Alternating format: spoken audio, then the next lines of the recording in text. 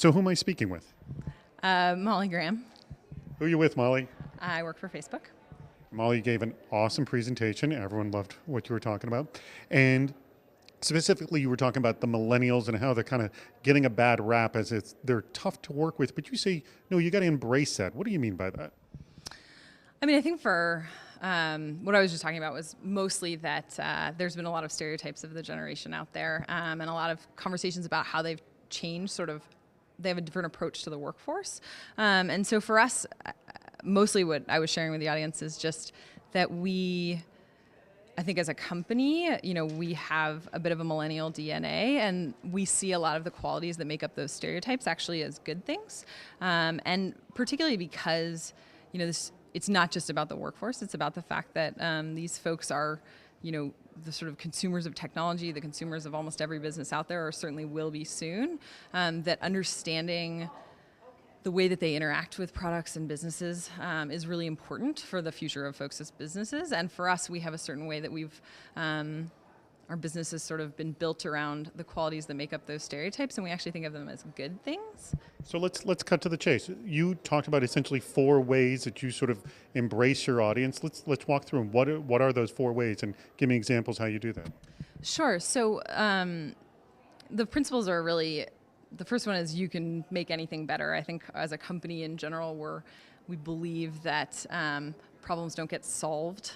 So, for example, we launched a photos product in 2005 into an environment where there was a whole lot of photo sites out there, and most people would have told you were crazy to launch a photo product into that sort of business environment. But we saw an opportunity to sort of organize things more naturally for people.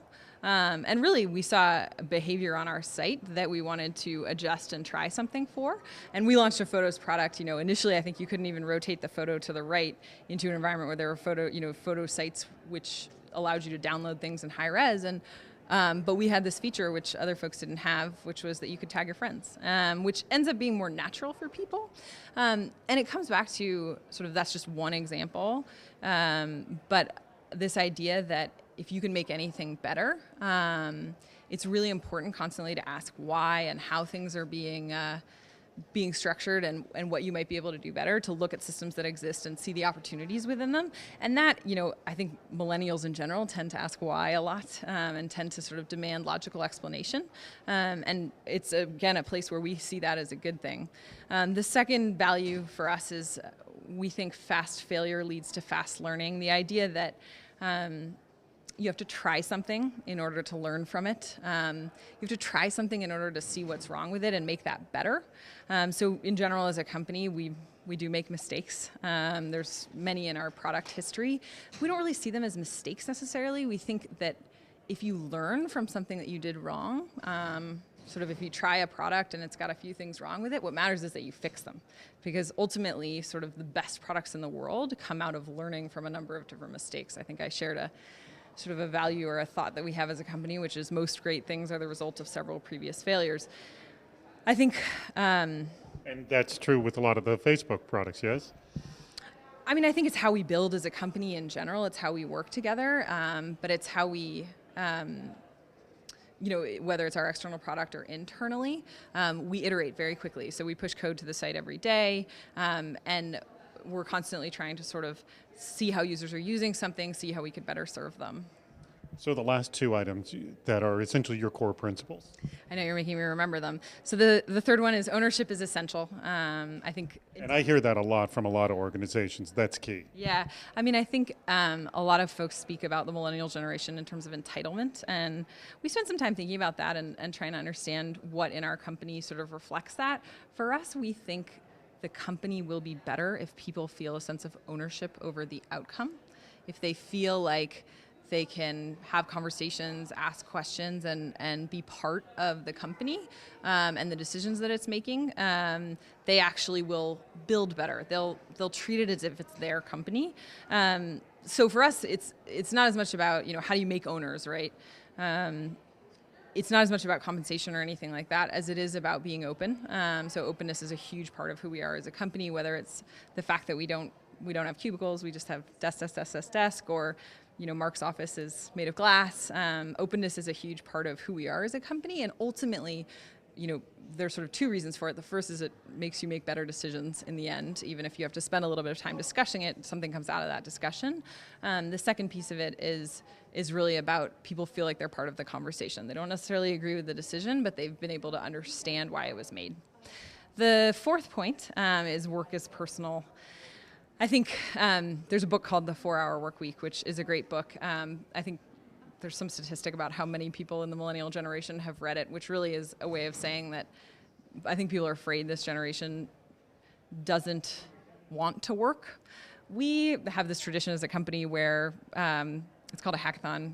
Folks, it starts at 8 p.m. at night, and you basically stay up all night for 12 hours, essentially trying to work on things that you don't get to do in your day-to-day work. You get to work on problems that are different from what's in your direct path as an engineer or a business person or whatever.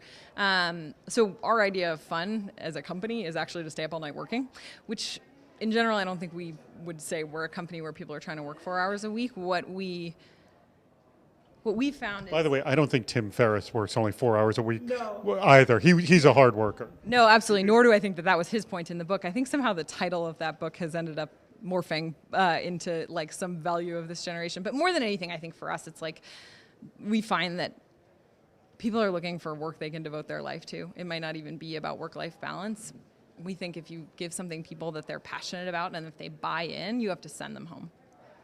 And I think that, for this generation,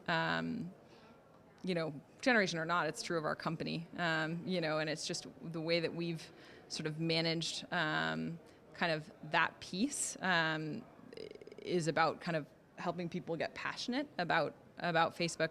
The other piece of work is personal for us is, I think historically there's been like your personal life and your professional life, and whether it's because of our site or whatever, folks use Facebook naturally at work. A lot of people in the world are on it, and certainly everyone that works at the company is. And so you naturally become friends on the site with people that you work with, and you develop a personal connection with them, whether it's sort of they're your very good friend or they're just someone that you happen to see got engaged. And there's a lot of natural speed that comes out of that personal connection, mostly because, if you are sort of know someone personally, you don't have to have the formal introduction, whether it's at the beginning of an email or a meeting or anything. You can have a more sort of simple, fast interaction because you've gotten over the sort of introductory formalities just through the relationship you have with them. The other piece of it is with work as personal is just people are happier when they work with their friends. They're happier when they work with people they relate to and connect with. And so we feel like, as a company in general, we don't draw that distinction quite as heavily, and we think that's really important in terms of the speed we're able to move at.